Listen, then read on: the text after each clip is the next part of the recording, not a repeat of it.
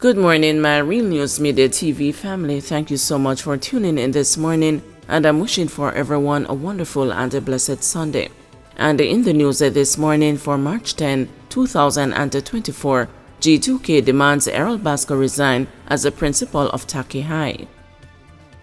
Generation 2000, the youth arm of the Jamaica Labour Party, is calling for the resignation of Errol Basco from his position as principal of the Taki High School, as he stepped down as the People's National Party provisional candidate for Member of Parliament of St. Mary Western. G2K, in a release on Saturday, has argued that the reason given by Basco for his resignation as the PNP candidate for Member of Parliament raises concerns about his ability to continue to lead an educational institution, given his failure to address similar issues as a principal. Basco, in his resignation from the PNP, cited an unspecified allegation as his reason for leaving. However, he called the allegation scurrilous and malicious while maintaining his innocence. The G2K, in their demand for Basco's resignation, accused him of showing consideration to the PNP but not offering the same level of care to the high school. It is deeply troubling that Mr. Basco, while prioritizing the reputation of the PNP, has failed to extend the same level of concern for the reputation and well-being of Taki High School, the educational institution he serves as a principal. As the guardians of the interest of students and the community, school administrators must uphold the highest standards of integrity and accountability in education, G2K said in the release. Shane Kerr, president of Generation 2000, went on to condemn Basco's absolute disregard for his duty to protect the school and prioritize its reputation before his partisan interest. It is unacceptable for Mr. Basco to prioritize the reputation of the PNP over the noble institution of Taki High School. As a principal, his primary responsibility is to ensure the well-being and reputation of the school and its students. His failure to do so is deeply concerning and begs to question his suitability to lead, Kerr stated.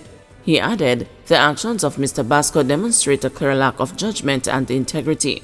By prioritizing partisan interest over the welfare of the school community, he has failed in his duty as a principal.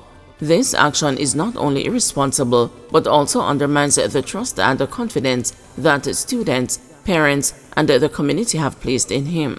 The youth arm stated that it is urging Basco to examine the potential risk posed to the school should he remain as a principal. We urge him to do the right thing and to tender his resignation immediately to safeguard the reputation and well-being of the school, the release concluded. Teens killed in alleged police chase in Westmore. What should have been a short visit to the supermarket to grab a box of cornflakes and a pack of flask milk turned to tragedy for two Westmoreland families as their teenage boys died in a motorcycle accident on Friday night. Allegations are that 19-year-old Javian Black and his friend, who has only been identified as TJ, were heading to a corner shop on a motorcycle when they refused the police stop and the chase ensued. It is alleged that during the chase, they were hit from the motorcycle by a police service vehicle. Black's mother was home waiting for him to return from the shop, but minutes turned to hours, and then the unexpected call came to his father's phone. The father, David, recalled the moments leading up to receiving the news of his son's death. Friday, me dey home and a pure phone call coming in. My son Orange Hill called me and asked me if me no hear what happened to Javian. And him first called me, and after that the phone no stop ring. The distraught father recounted before revealing that Black was his last child. He said his son purchased the bike to use as a mode of transportation to his work, where he is employed in the kitchen. As him leave school, him start work after Corona, and him save little money where he could buy a bike, David said. While he is searching for answers, the father said he wished his son would have stopped and cooperated with the lawmen. Him should have stopped when the police stop him, or them give him a phone call to call me. Him would have get bailed today, the father said in distress. As for another of Javian's friend, identified only as Matthew, he told the news that his friend of many years did not deserve to die the way he did. He also relayed what he heard happened leading up to the fatal crash. What me hear is that the police jeep did come and give him the way to come out. And same time the jeep start chase him down and him no bother stop at the shop. Him continue to come round a New Hope and St. Paul. Matthew, who is also a bike owner, said he believes that Black and the Pillion were heading to his home in a bid to elude the cops who were allegedly chasing them. But for the teen's sister, Sashika, she believes that the police erred when they reportedly did not call an ambulance to transport her brother to the hospital. "Why you never call the ambulance? I saw the video with his hand on his belly and his fingers were moving. How you know so when you lift him up, you don't lift him up bad?" The eldest sister asked, questioning the police's actions. She believes that had the ambulance been called for, her brother would still be alive today. Sashika said she is not hopeful of the prospects of the investigation that will be undertaken.